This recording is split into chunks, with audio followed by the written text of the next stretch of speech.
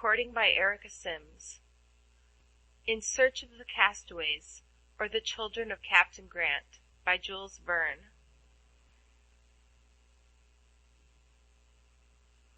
Book 1, Chapter 22, The Flood. A distance of 150 miles separates Fort Independence from the shores of the Atlantic. Unless unexpected and certainly improbable delays should occur, in 4 days Glenarvan would rejoin the Duncan. But to return on board without Captain Grant, and after having so completely failed in his search, was what he could not bring himself to do. Consequently, when the next day came, he gave no orders for departure. The Major took it upon himself to have the horses saddled, and to make all preparations. Thanks to his activity, next morning at 8 o'clock the little troop was descending the grassy slopes of the Sierra. Glenarvan, with Robert at his side, galloped along without saying a word.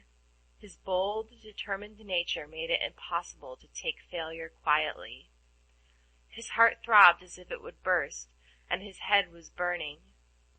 Paganel, excited by the difficulty, was turning over and over the words of the document, and trying to discover some new meaning. Thalcave was perfectly silent, and left Thaouka to lead the way. The Major, always confident, remained firm at his post like a man whom discouragement takes no hold. Tom Austin and his 2 sailors shared the dejection of their master. A timid rabbit happened to run across their path, and the superstitious men looked at each other in dismay. "A bad omen," said Wilson. "Yes, and in the Highlands," repeated Mulrady. "What's bad in the Highlands is not better here," returned Wilson sententiously. Toward noon they had crossed the Sierra and descended into the undulating plains which extend to the sea. Limpid rios intersected these plains and lost themselves among the tall grasses. The ground had once more become a dead level. The last mountains of the Pampas were passed, and a long carpet of verdure unrolled itself over the monotonous prairie beneath the horses' tread. Hitherto the weather had been fine, but today the sky presented anything but a reassuring appearance. The heavy vapors, generated by the high temperature of the preceding days, hung in thick clouds, which ere long would empty themselves in torrents of rain. Moreover, the vicinity of the Atlantic and the prevailing west wind made the climate of this district particularly damp. This was evident by the fertility and abundance of the pasture and its dark color. However, the clouds remained unbroken for the present, and in the evening, after a brisk gallop of 40 miles, the horses stopped on the brink of deep canadas, immense natural trenches filled with water. No shelter was near, and ponchos had to serve both for tents and coverlets as each man lay down and fell asleep beneath the threatening sky. Next day the presence of water became still more sensibly felt. It seemed to exude from every pore of the ground. Soon large ponds, some just beginning to form and some already deep, lay across the route to the east. As long as they had only to deal with lagoons, circumscribed pieces of water unencumbered with aquatic plants, the horses could get through well enough, but when they encountered moving sloughs called pantanos, it was harder work. Tall grass blocked them up, and they were involved in the peril before they were aware. These bogs had already proved fatal to more than one living thing, for Robert, who had got a good bit ahead of the party, came rushing back at full gallop, calling out, "Monsieur Paganel! Monsieur Paganel! A forest of horns!" "What?" exclaimed the geographer. "You have found a forest of horns?" "Yes, yes, or at any rate a coppice." "A coppice?" replied Paganel, shrugging his shoulders. "My boy, you are dreaming." "I am not dreaming, and you will see for yourself. Well, this is a strange country. They sow horns, and they sprout up like wheat. I wish I could get some of the seed." "The boy is really speaking seriously," said the Major. "Yes, Mr. Major, and you will soon see I am right." The boy had not been mistaken, for presently they found themselves in front of an immense field of horns, regularly planted and stretching far out of sight. It was a complete copse, low and close-packed, but a strange sort. "Well," said Robert. "This is peculiar, certainly," said Paganel, and he turned round to question Thalcave on the subject. "The horns come from the ground," replied the Indian, "but the oxen are down below." "What!" exclaimed Paganel. "Do you mean to say that a whole herd was caught in that mud and buried alive?" "Yes," said the Patagonian. And so it was. An immense herd had been suffocated side by side in this enormous bog, and that was not the first occurrence of the kind which had taken place in the Argentine plains. An hour afterward, and the field of horns lay 2 miles behind. Thalcave was somewhat anxiously observing a state of things which appeared to him unusual. He frequently stopped and raised himself on his stirrups, and looked around. His great height gave him a commanding view of the whole horizon, but after a keen, rapid survey he quickly resumed his seat and went on. About a mile further he stopped again, and leaving the straight route, made a circuit of some miles north and south, and then returned and fell back in his place at the head of the troop, without saying a syllable as to what he hoped or feared. This strange behavior, several times repeated, made Glenarvan very uneasy, and quite puzzled Paganel. At last, at Glenarvan's request, he asked the Indian about it. Thalcave replied that he was astonished to see the plains so saturated with water. Never, to his knowledge, since he had followed the calling of guide, had he found the ground in this soaking condition. Even in the rainy season the Argentine plains had always been passable. "But what is the cause of this increasing humidity?" said Paganel. "I do not know, and what if I did? Could it be owing to the rios of the Sierra being swollen to overflowing by the heavy rains? Sometimes they are.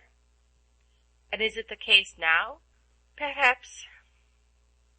Paganel was obliged to be content with this unsatisfactory reply, and went back to Glenarvan to report the result of his conversation.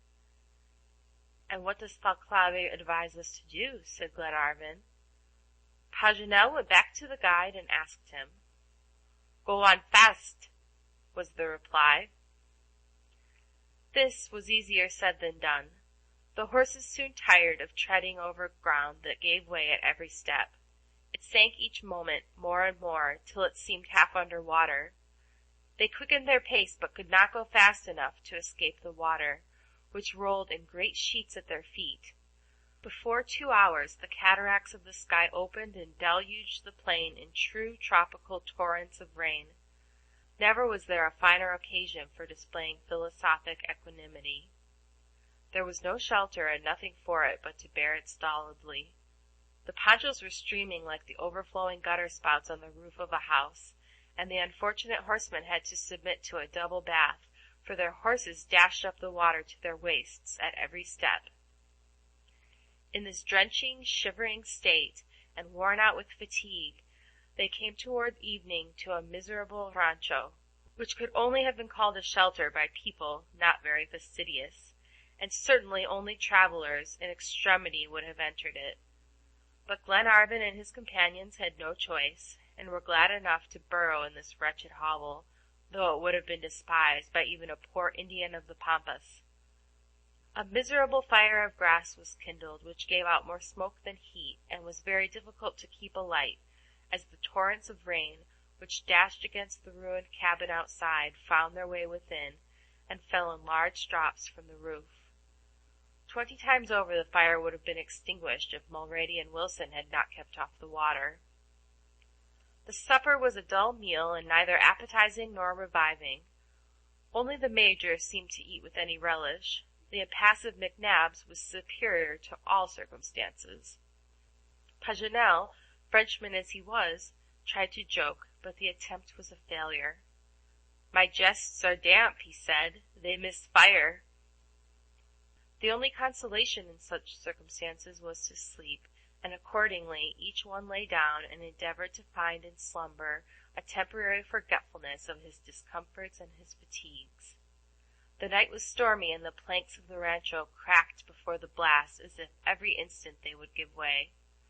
The poor horses outside, exposed to all the inclemency of the weather, were making piteous moans, and their masters were suffering quite as much inside the ruined rancho.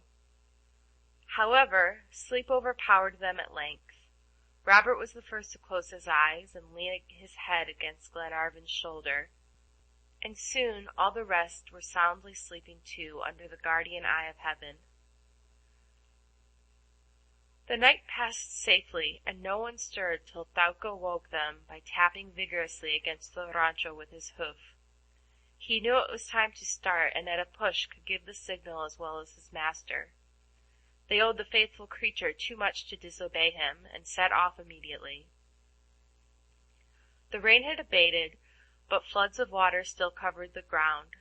Paganel, on consulting his map, came to the conclusion that the Rios Grande and Vivarota, into which the water from the plains generally runs, must have been united in one large bed several miles in extent. Extreme haste was imperative, for all their lives depended on it. Should the inundation increase, where could they find refuge? Not a single elevated point was visible on the whole circle of the horizon, and on such level plains water would sweep along with fearful rapidity. The horses were spurred on to the utmost, and Thaouka led the way, bounding over the water as if it had been his natural element. Certainly he might justly have been called a seahorse, better than many of the amphibious animals who bear that name.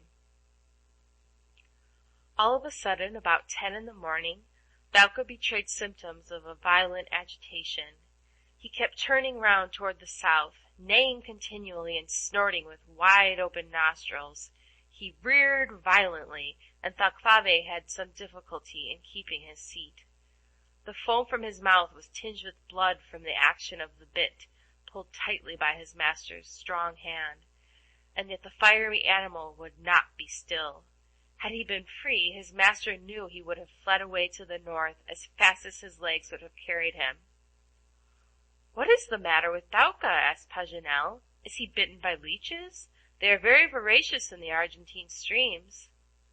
"No," replied the Indian. "Is he frightened at something, then?" "Yes, he scents danger." "What danger?" "I don't know." But though no danger was apparent to the eye, the ear could catch the sound of a murmuring noise behind the limits of the horizon, like the coming in of the tide. Soon a confused sound was heard of bellowing and neighing and bleating, and about a mile to the south immense flocks appeared, rushing and tumbling over each other in the greatest disorder as they hurried pell-mell along with inconceivable rapidity. They raised such a whirlwind of water in their course that it was impossible to distinguish them clearly. 100 whales of the largest size could hardly have dashed up the ocean waves more violently. "Anda! Anda! Quick! Quick!" shouted Thalcave in a voice like thunder. "What is it, then?" asked Paganel. "The rising!" replied Thalcave. "He means an inundation!" exclaimed Paganel, flying with the others after Thalcave, who had spurred on his horse toward the north.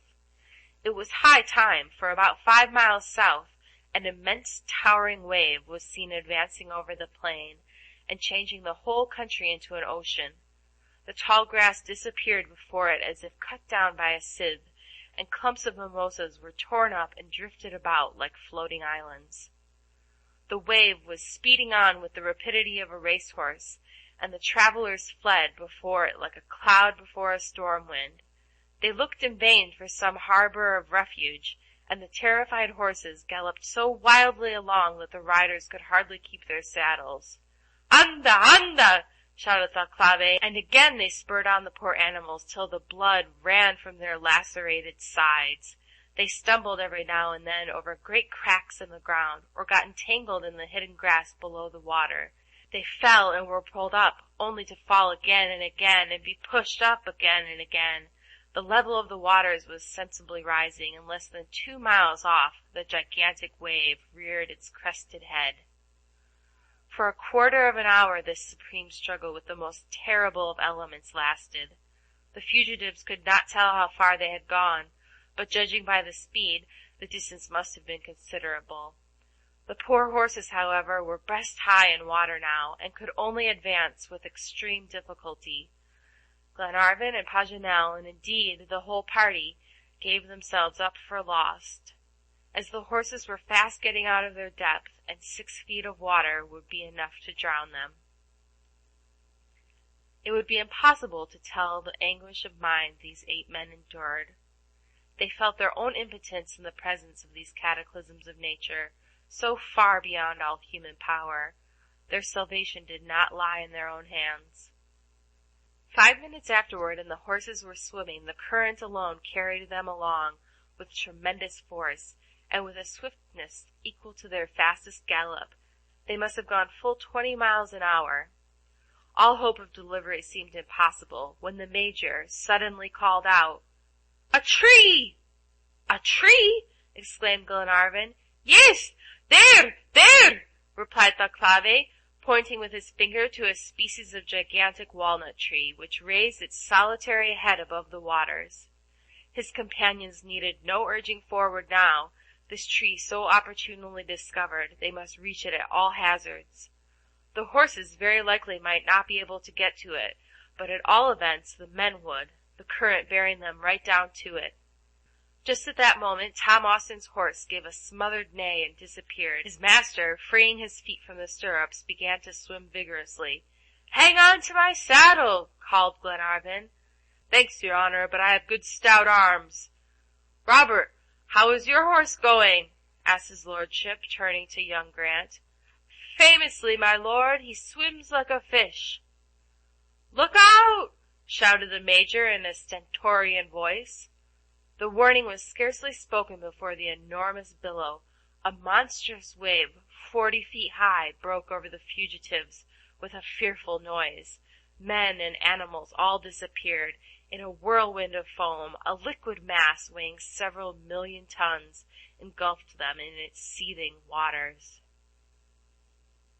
When it rolled on, the men reappeared on the surface and counted each other rapidly, but all the horses, except Thaouka, who still bore his master, had gone down forever.